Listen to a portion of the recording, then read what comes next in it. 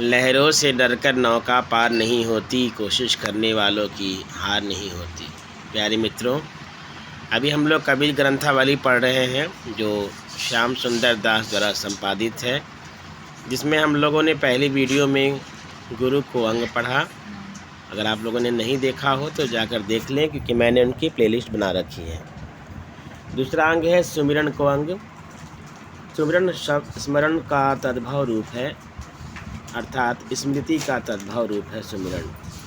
स्मरण शक्ति का एक भेद है। भक्ति के निविदा भेद के अंतर्गत इसका परिगण मिलता है। संत कबीरदास ने अपनी साखियों में प्रभु स्मरण को विशेष महत्ता प्रदान की है। सुमिरन को अंग प्रभु स्मरण को संपूर्णता समर्पित अंग है, जिससे स्मरण की महिमा का बखान और वर्णन किया गया है। जैसे हम लोगों ने गुरु के अंग में पढ़ा था कि गुरु का महत्व है, वैसे ही सुमिरन में ईश्वर को महत्व दिया गया है। प्रभु स्मरण को, प्रभु की स्मृतियों को संपूर्णता और समर्पित अंग माना गया है। और इसमें महिमा का बखान है किनका? केवल प्रभु के स्मरणों का। तो आइए शुरू करते हैं हम लोग। कबीर कहता जात हूँ, सुनता है सबको,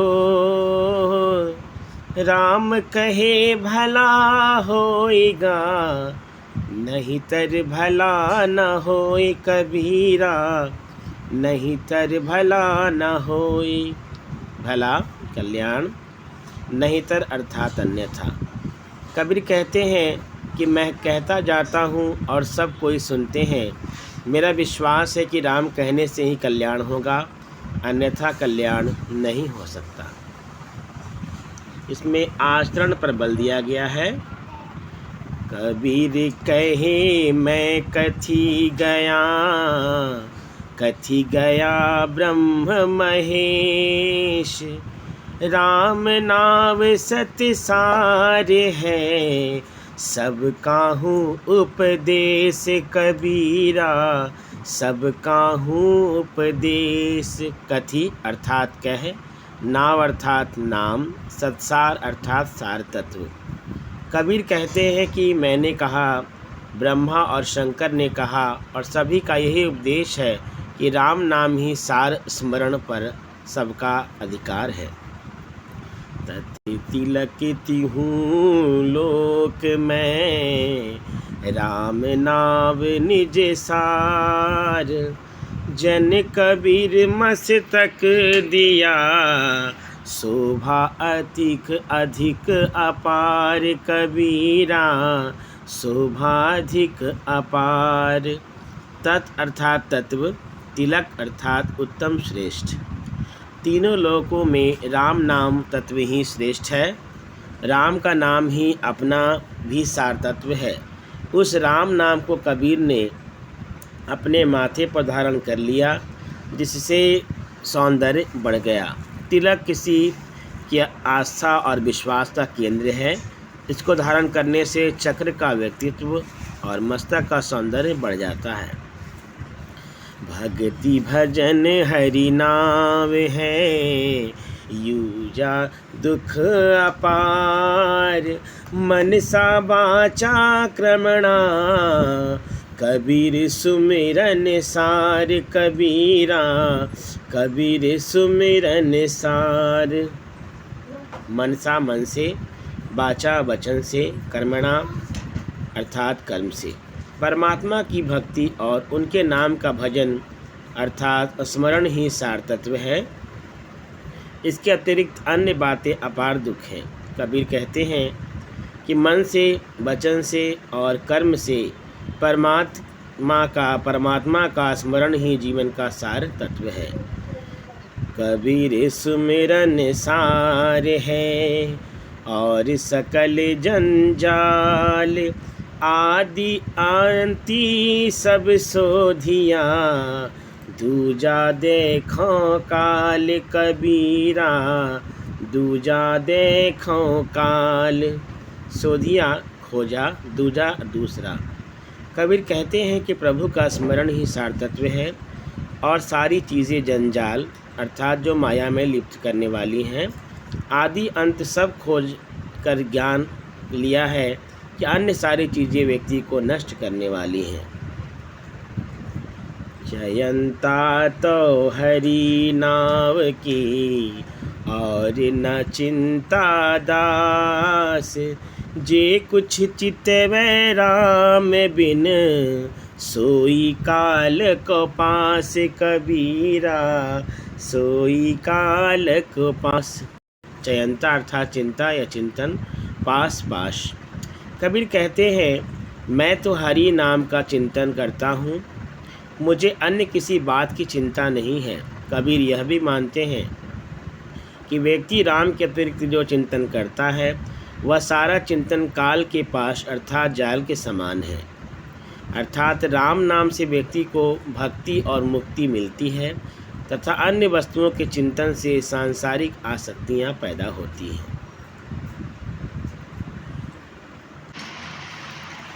पंच संगी पिब पिब करे, छटा जुसुम रे मन।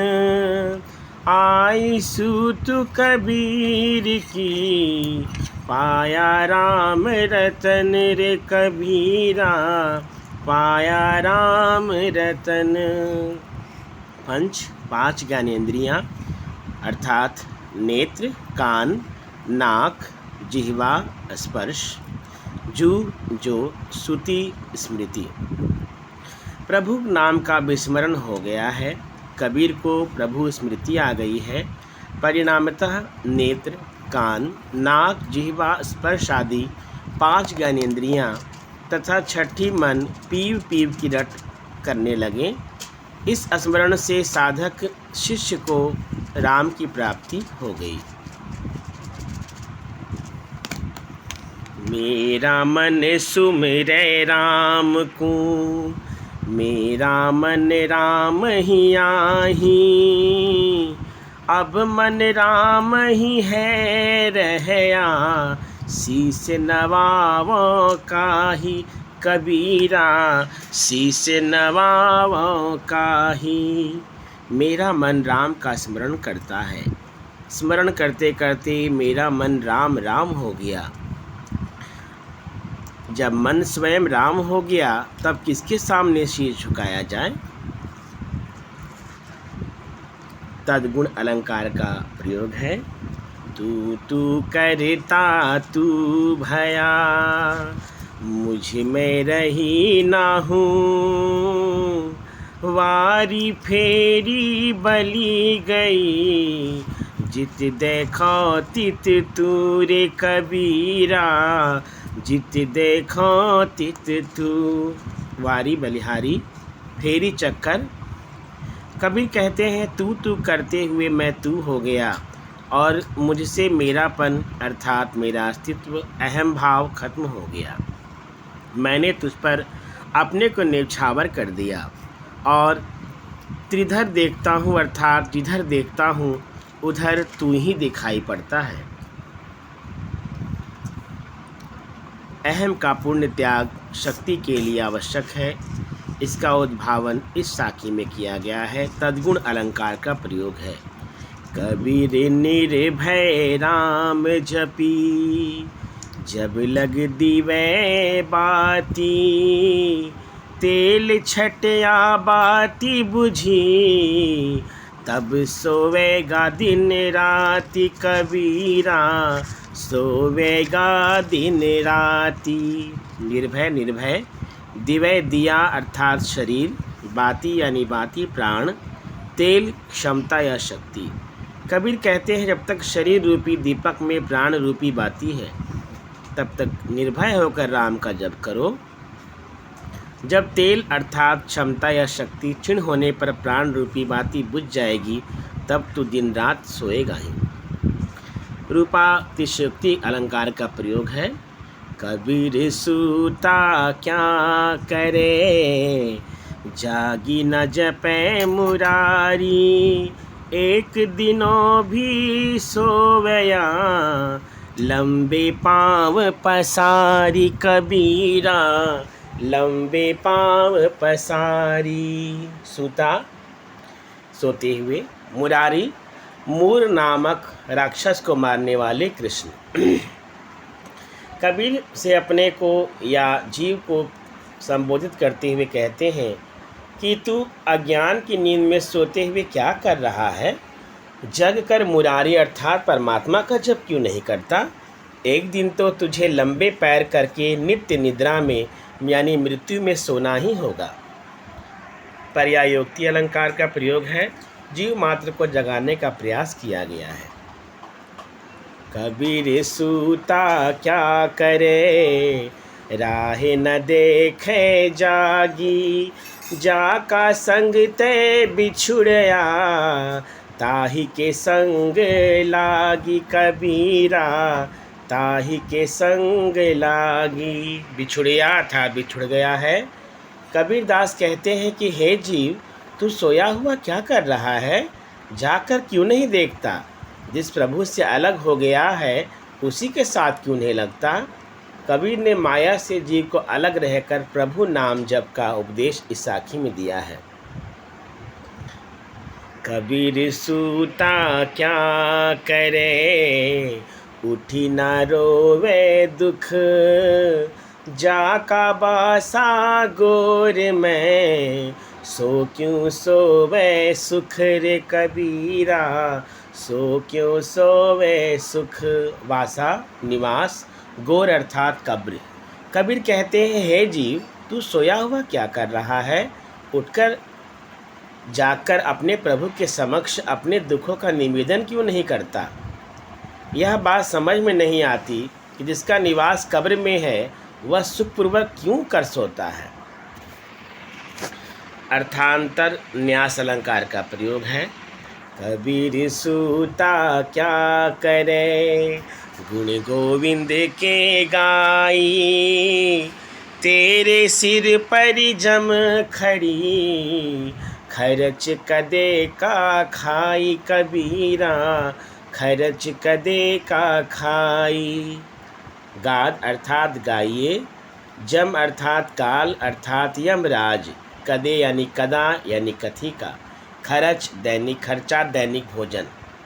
कबीर कहते हैं कि हे जीव, तू सोया हुआ क्या कर रहा है? जाग कर तू गोविंद के गुणों का गान कर। तेरे सिर के ऊपर यमराज खड़ा है, वह पता न कब से जीवों को दैनिक भोजन के रूप में खा रहा है। उस यमराज से मुक्ति के लिए प्रभु की भक्ति जरूरी है।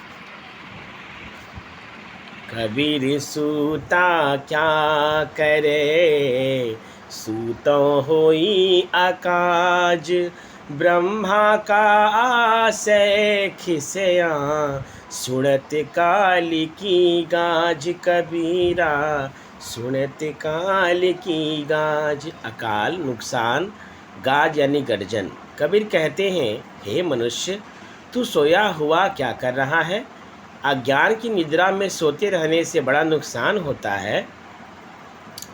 काल की गर्जना से ब्रह्मा का भी आसन हिलने लगता है, इसलिए तू जाग जा।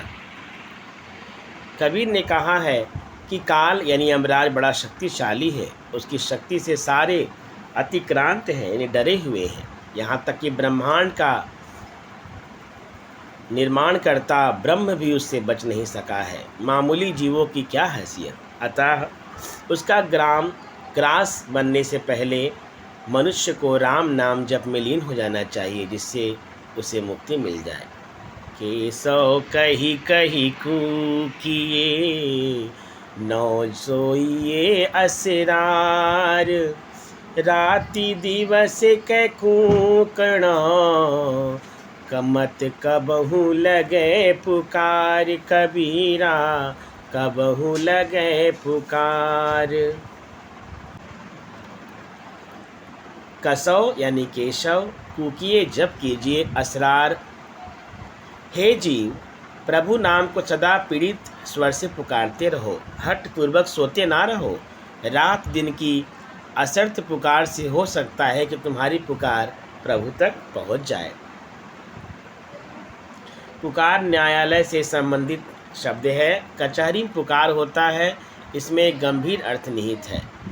जी घटी प्रीति न प्रेम रस, पुनि रस ना नहीं राम, ते नर इस संसार में, उपजी शय बेकाम कबीरा, उपजी शय बेकाम। जी यानी जिस, घटी शरीर, पुनि अर्थात पुनः, शय यानी नष्ट हो जाना। जिस शरीर में यानी हृदय में ना प्रीति है, ना प्रेम रस है, ना ही जिह्वा पर राम का नाम है, वे मनुष्य इस संसार में व्यर्थ उत्पन्न होकर नष्ट हो जाते हैं। अर्थात प्रभु भक्ति के बिना मनुष्य का जीवन बेकार है। कबीर प्रेम न चाशिया, चशी न लिया साब, सूने घर का पाहु पा, ज्यों आया त्यों जाव कबीरा, ज्यों आया त्यों जाओ। साव स्वाद, पाहुपा अतिथि। कबीर कहते हैं कि जिसने ईश्वर भक्ति का प्रेम नहीं चखा और उस प्रेम का स्वाद नहीं लिया, वह व्यक्ति सूने घर के अतिथि के समान है। वह जैसे आया है वैसे ही चला गया। कहने का आशय है, ईश्वर के प्रेम की अनुभूति से ही मनुष्य का सांसारिक जीवन सार्थक बनता है। दृष्टांत अलंकार का प्रयोग है। पहली बुरा कमाई करी, बोधि विष की पोट, कोटि करम फिल पलक में, जब आया हरि की वोट कबीरा, जब आया हरि की ओट। वोट ना है, यहाँ ओट है। कोट यानी गठरी, कोटि यानी करोड़, फिल यानी फेंक कर, ओट यानी शरण।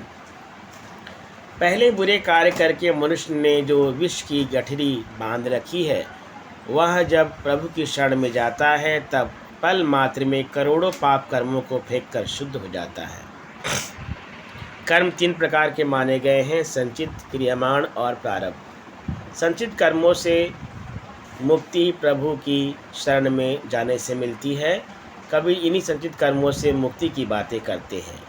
कोटि क्रम पे लय पलक में, जे रंचक अखे नाहूँ, अनेक जुग जे पुनि करे, नहीं राम बिन ठाऊँ कबीरा, नहीं राम बिन ठाऊँ। कर्म पेलय छोड़ देता है, रंचक अर्थात थोड़ा, पुण्य यानी पुण्य, ठाऊँ स्थान। यदि थोड़ा भी राम का नाम याद आ जाए तो मनुष्य अपने जन्म के करोड़ों दुष्कर्मों को पल मात्र में छोड़ देता है। यदि कोई व्यक्ति अनेक युगों तक पुण्य करे, लेकिन राम नाम के कहने का आशय यह है कि प्रभु का स्मरण ही मनुष्य को पापों से मुक्त करता है, श्रेष्ठ स्थान का अधिकारी बनाता है। जी हरि जैसा जानिया, तिनको तैसा लाभ, ओ सो प्यास न भाजई, जब जग धसै न आभ कबीरा, जब लग धसै न आभ। ओसो ओस, भाजई समाप्त होता है, आभ यानी पानी। परमात्मा को जिसने जैसा जाना उसको वैसा ही लाभ मिला। जब तक कोई प्यासा व्यक्ति पानी को नहीं पिएगा तब तक उसकी प्यास नहीं समाप्त हो सकी। राम पिपारा छाड़ी करी, करे आन का जाप, बेसवा केरा पूत ज्यों, कहे कौन सुबाई कबीरा, कहे कौन सुबाई। बेसवा यानी वेश्या, पूत यानी पुत्र। जो व्यक्ति प्रिय राम को छोड़कर किसी अन्य देवी देवता का जप करता है, वह वेश्या के पुत्र के समान है जो अपने पिता को नहीं जानता। उपमा अलंकार का प्रयोग है। कबीर आपस राम कही, ओरा राम कहाई, जिहि मुखी राम न उचेरै, तिहि मुख फेरी कहाई कबीरा, तिहि मुख फेरी कहाई। कबीर दास कहते हैं, व्यक्ति को स्वयं राम का जप करना चाहिए और दूसरों से राम का नाम जप करवाना चाहिए। जिस मुख से राम नाम का उच्चारण नहीं होता उससे बार बार उच्चारण करवाना चाहिए। जैसे माया मन रमै, यूं जे राम रमाई, तारा मंडल छोड़ो छोड़ी करी, जहाँ के ओ तहाँ जाई कबीरा, जहाँ के ओ जहाँ ताई। जिस प्रकार माया में व्यक्ति का मन रमण करता है, उसी प्रकार यदि मन राम में रमण करे तो वह आकाश को भेद कर वहाँ पहुँच सकता है जहाँ से वह आया है, अर्थात परमात्मा का साक्षात्कार प्राप्त कर सकता है। लूट सके तो लूटियाँ राम नाम की लूटी, पीछे ही पछताओगे यहू तन जय है छूटी कबीरा, यहू तन जय है छूटी। कबीर कहते हैं कि हे मन, यदि राम नाम को लूट सको तो लूट लो, अन्यथा इस शरीर के छूट जाने पर पीछे पछताओगे। कहने का तात्पर्य है शरीर के साथ ही साधना चलती है, शरीर के समाप्त हो जाने पर साधना भी समाप्त हो जाती है। इसलिए शरीर के रहते रहते राम नाम का जप करते रहना चाहिए। इसी जप से भक्ति और मुक्ति मिलती है। लूट सके तो लूटियाँ राम नाम भंडार, काल कंठ तय गहेगा रूंधे दसों दुआर कबीरा, रूंधू दसों दुआर। कबीर कहते हैं यह मनुष्य राम नाम के भंडार को जितना लूट सके उतना लूट लो। जब यमराज तुम्हारे कंठ को दबाएगा तब 10 द्वार बंद हो जाएंगे, फिर तुम राम नाम का जप नहीं कर पाओगे। 10 द्वार यानी 2 कान, 2 आँख, 2 नसिका विवर, मुख, गुदा, जनेंद्रियाँ और ब्रह्मांत्र। लंबा मार्ग दूरी घर, विकट पंथ बहुमार, मोह संतो क्यों पाइए, दुर्लभ हरि दीदार कबीरा, दुर्लभ हरि दीदार। मार अर्थात कामदेव या डाकू, विकट कठिन, दीदार दर्शन। ईश्वर प्राप्ति का साधन पथ बहुत लंबा है, रास्ता बहुत कठिन है, रास्ते में मायावी डाकू हैं। ऐसी स्थिति में कबीर संतों से पूछते हैं, हे संत बताइए, मैं उस दुर्लभ हरि का दर्शन कैसे प्राप्त कर सकता हूँ। गुण गाए गुण ना कटें, रटे न राम वियोग, अस निसी हरि ध्यावे नहीं, क्यों पावे दुर्लभ जोग कबीरा, क्यों पावे दुर्लभ जोग। कबीरदास कहते हैं अहनिसी रात दिन, दुर्लभ दुर्लभ। कबीर कहते हैं कि परमात्मा के गुणगान से माया के त्रिगुणात्मक बंधन कटते नहीं हैं। जो व्यक्ति दिन रात या रात दिन हरि का ध्यान नहीं करता, भला वह कैसे प्रभु के दुर्लभ संयोग को प्राप्त कर सकता है। अर्थात परमात्मा की प्राप्ति के लिए अनवरत जप और ध्यान आवश्यक है। यमक और वक्रोक्ति अलंकार का प्रयोग है। कबीर कठिवाई खरी, सुमिरता हरि नाम, सूली उपरी नट विद्या, गिरु नाही गाय कबीरा, गिरु नाही गाय। खरी यानी बड़ी, सुमरता स्मरण, ठाम स्थान या उपाय। कबीर कहते हैं कि परमात्मा के नाम के स्मरण में बड़ी कठिनाई है। जैसे सूली पर नट द्वारा प्रदर्शित करने वाली कला, जैसे सूली के ऊपर से गिरने पर नट के बचने का कोई उपाय नहीं रह जाता, वैसे ही प्रभु साधना से चूके व्यक्ति की मुक्ति का कोई उपाय नहीं बच पाता। प्रस्तुत साखी में भक्ति मार्ग की दुर्हता कठिनाई की ओर साधक का ध्यान आकृष्ट किया गया है। दृष्टांत अलंकार का प्रयोग है। कबीर राम हसाई ले, जिसया सौ करी मंत, हरि सागर निनि बिसरे, छीलर देखी अनंत कबीरा, छीलर देखी अनंत। मंत यानी मना, छीलर छिछला तालाब। कबीर कहते हैं कि राम का ध्यान करते हुए जिह्वा से राम नाम मंत्र कर जपते रहना चाहिए। भक्त को अनेक छिछले तालाब को देखकर परमात्मा रूपी सागर को भूलना नहीं चाहिए। दृष्टांत और रूपक अलंकार का प्रयोग है। कबीर राम रिफाइले, मुख अमत गुण गाई। फूटा नग ज्यों जोड़ी मन, संधि संधि मिलाई। कबीरा संधि संधि मिलाई। संधि यानी दरार। कबीर कहते हैं कि मुख से अमृत रसपान गुण वाले राम के गुणों का गान करके उन्हें प्रसन्न करो। अपने मन को परमात्मा के उसी प्रकार लीन कर दो जैसे सोनार फूटे हुए नग को संधि से संधि मिलाकर एक कर देता है। उपमा अलंकार का प्रयोग है। कबीर चित्र चमकिया, चिहु दिस लागी लाई। हरि सुमिरन हाथू घड़ा, बेगले हूँ बझाई। कबीरा बेगले हूँ बझाई। लाई आग, बेगे अर्थात जल्दी से। कबीर कहते हैं कि चारों तरफ वासनाओं की आग लगी हुई है, उसके ताप से मन शुद्ध हो गया। तेरे हाथ में हरि स्मरण का घड़ा है, उससे जल्दी से अपने ताप को बुझा ले। अर्थात हरि स्मरण से वासना की सारी दहकती या आग समाप्त हो जाएगी। सांग रूपक अलंकार का प्रयोग है।